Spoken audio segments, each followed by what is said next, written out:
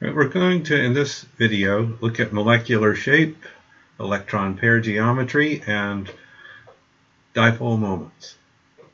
In organic compounds, the overwhelming governing principle for molecular shape is this term right here called VSEPR, which stands for valence shell electron pair repulsion.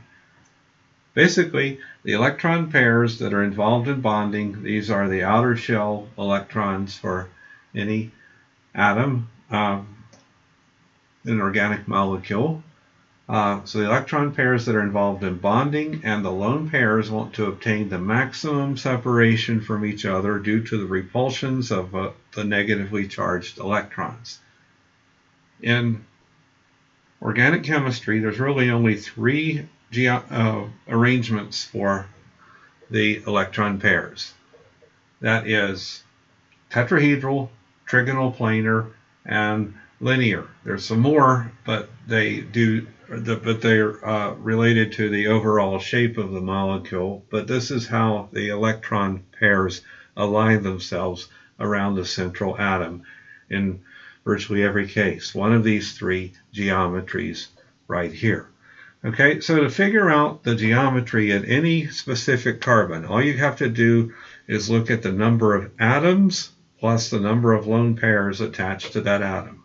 And I can't emphasize enough that we're looking at the atoms, not the number of bonds.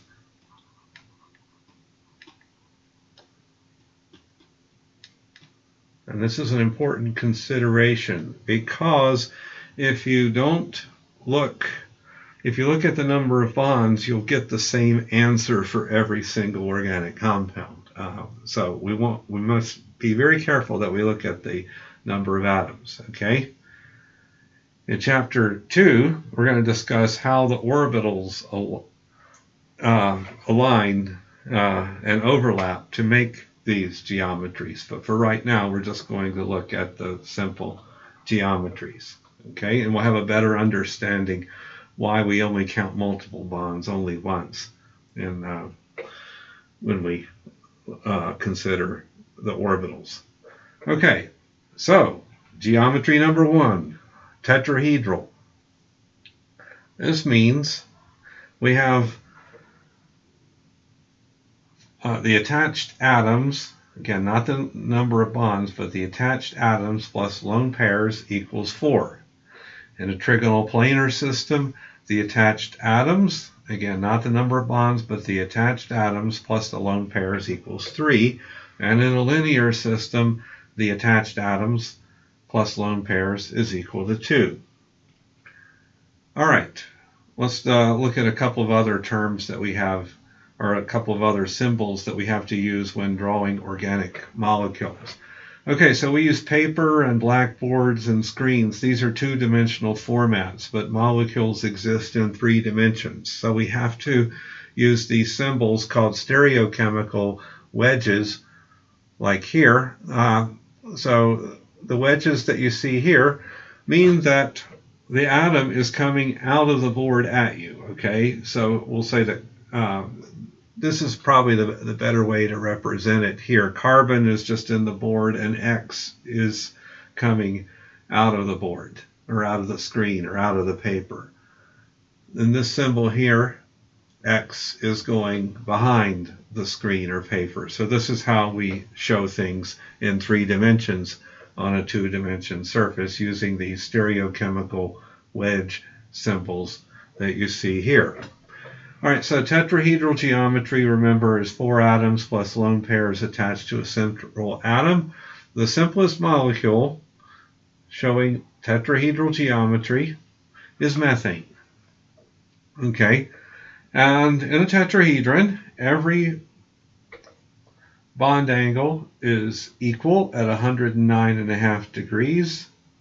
Okay, any 3 of them, or if we take carbon and any 2 of them, they'll exist in one plane, and then the other 2 hydrogens in this case will exist out of the plane, but the 3 of them should be coplanar. Okay. All right. every bond angle is equal to every other bond angle in a tetrahedron. All right. Now, as far as electron pair geometry goes, water and ammonia also have a tetrahedral arrangement of their lone pairs and bonds, okay? The lone pair is a little bit more repulsive, so it takes up more space, so the lone pair let's see, what are we saying here? The bond angles between the lone pairs are a little bit larger than the bond angles between the hydrogen, oxygen, hydrogen bond angles, okay? But they're all pretty close to 109.5 degrees. All right, so water is here, lone pairs. We're going to draw them in the plane because it's hard to show a stereochemical projection for a lone pair. So whenever possible, we're going to try to draw lone pairs in the plane of the paper. All right. Okay, so the lone pairs and the hydrogens are all arranged in approximately 109 degrees. This is slightly larger than 109 degrees, and this is less than 109.5 degrees, but this is close enough. Now, the overall geometry of the molecule is described as bent. This is because the hydrogens, or the attached atoms, are much larger than the lone pairs, but we're going to focus really on the arrangement of the lone pairs and bonding orbitals. All right, ammonia is very similar. Again, this is greater than 109.5 degrees, and this one is less than 109.5 degrees, but they're all pretty close to that value. Okay, the molecular shape of ammonia is described as trigonal pyramidal. That's again because when you look at the space filling model, whenever you see only the nitrogens and hydrogens, but as far as the electron lone pairs and bonding electron pairs go, it is a tetrahedral molecule. All right, trigonal planar, the simplest molecule, is not an organic molecule. It's an inorganic molecule known as BH3, boron trihydride. Okay. And in trigonal planar, all atoms are in a plane, and the bond angles are 120 degrees. BH3 does not have an octet. There only is 6 electrons at boron. Okay. So it's planar, and the bond angles are 120 degrees. Organic compounds that show this trigonal planar geometry include formaldehyde, shown here, and ethylene, shown here. These are also trigonal planar. Now here illustrates the idea that you have to count the number of atoms attached and not the number of bonds, because if you count the number of bonds plus lone pairs, of course, you'll get 4 for everything in organic chemistry. But there's only 3 atoms. So this carbon, we have, if we consider only the atoms that are attached,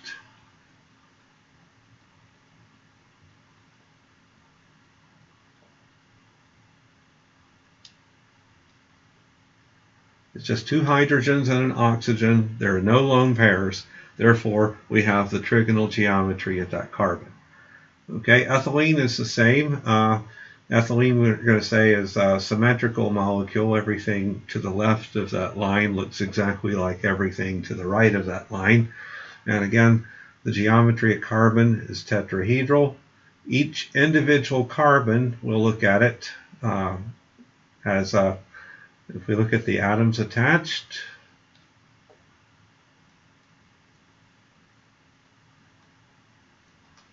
okay, sorry, I'm at the edge of the had here is 2 hydrogens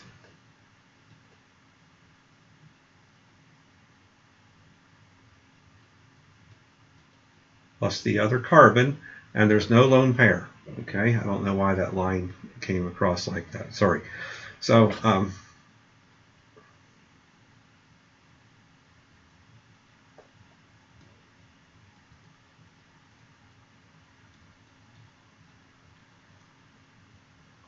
there's 2 hydrogens plus the other carbon. Okay, linear geometry, the simplest molecule I can think of is hydrogen cyanide. And here we have at this carbon is attached to a hydrogen and a nitrogen. It's attached to the nitrogen through a triple bond, but we're not going to consider that yet really for this purpose of determining what the geometry is. We just count the atoms plus lone pairs. There's no lone pairs. And there's a hydrogen and a nitrogen attached to a carbon. Okay, so you can probably see kind of a loose correlation here that single bonds are tetrahedral, double bonds are trigonal, and triple bonds are linear. And that's actually works fairly well. We'll see maybe a handful of exceptions to that, but for the most part that works. There's another type of linear arrangement though, and this is to have 2 double bonds to a central carbon. This is also linear, so carbon dioxide is also linear. And what we have here is carbon is attached to 2 oxygens, and there's no lone pairs at carbon.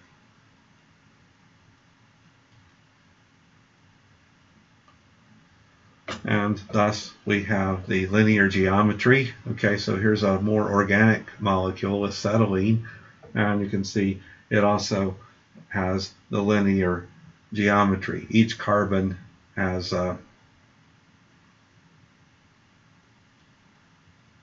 another carbon plus hydrogen attached to it. Okay, all right, so linear, trigonal, and tetrahedral are our geometries. All right, so let's look and try to determine the geometries in this molecule here. All right, so nitrogen. We need to consider lone pairs. Oftentimes lone pairs are not drawn. Okay, we just have to assume that since there's no formal charge indicated at that nitrogen, that it must have a lone pair. That would be its normal valency state. All right, so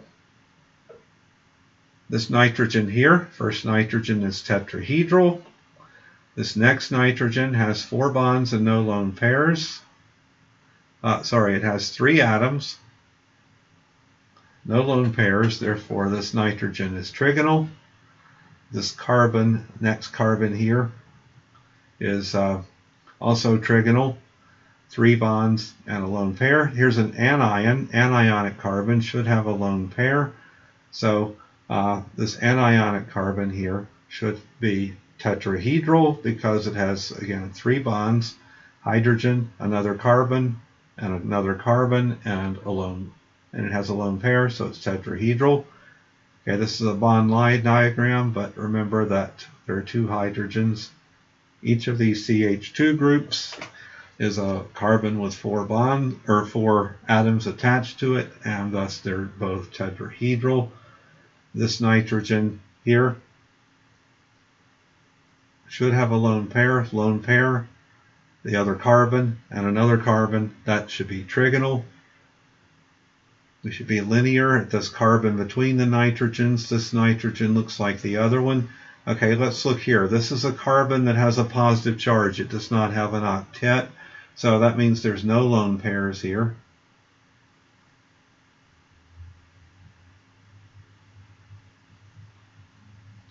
Thus, right there, we have a trigonal system.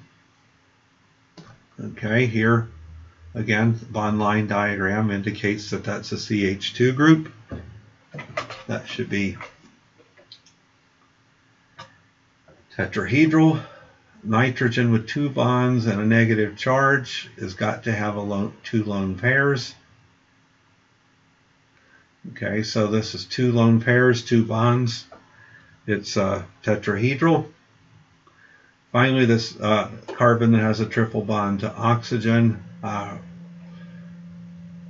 There's no lone pairs at carbon, and an oxygen and a nitrogen attached, so this one, last one here, should be linear. Okay, so let me just flip it. These are the answers right here. So we're assigning the geometries to every atom that's not oxygen or hydrogen in this molecule. Okay. All right, and the reason we didn't do oxygen was because it's at the end of the chain. It only has 1 atom attached to it. The hybridization scheme for a system like that is not completely clear. Okay, let's look at molecular dipoles. Okay, so molecular dipole is just the vector sum of all dipoles. Now that we know the shapes of our molecules, we can estimate their net dipole moments. Okay, so here's hydrogen cyanide right here. It's a linear molecule. The carbon-nitrogen bond polarity goes this way. The carbon-hydrogen bond polarity goes in the same direction as the carbon-nitrogen bond polarity. We have a rather strong dipole moment here going to the right. Okay, formaldehyde. We have a strong dipole moment in the CO bond going to the right here. Hydrogen is not as electronegative as carbon, and thus these go this way. But basically, these 2 dipoles, the CH dipoles in formaldehyde, cancel out in the Y direction. Okay. Okay, so they cancel out in the Y direction, but there's still a net X component. So here's our net dipole moment. Carbon dioxide, the bond dipoles oppose each other perfectly, so we have no net dipole in carbon dioxide. In this molecule known as dichloromethane, the chlorine dipoles, carbon-chlorine bond dipoles go like so. We see that there's a net direction toward the northeast in this diagram. Okay. The CH dipoles are not quite as strong, but they do go in generally the same direction. They cancel out, we'll say, in the Z direction. That's the direction above and below the plane of this paper. But there's a net dipole also in the same direction as the carbon-chlorine bonds. All right, in a perfect tetrahedron, that's a tetrahedral compound with 4 identical substituents. There is no net dipole. There's a perfect cancellation of all the dipole moments. All right, so let's look at one question before we leave this video. Which of these 2 compounds is the most polar? Okay, we haven't taken up alkene nomenclature, but we'll look, or carbon-carbon double bond nomenclature, but I'll just tell you that the one on the left would be called the cis isomer, and the one on the right would be called the trans isomer. All right, so which one's more polar? All right, you can probably figure out that in the trans compound, the very strong carbon-fluorine dipole bond dipoles are going to oppose each other, and that's exactly the case. The cis should have a strong net dipole moment in the downward direction. There's a smaller dipole from the hydrogens. I'll just go ahead and draw that. That's also going in the same direction as the CF bond, but the CF bond is overwhelmingly the more important component here. Whereas there's no net dipole from either the CF or the CH bonds coming from the trans compound. Okay, so I think this is where this video ends. Yeah, and the next one we'll discuss acid-base reactions.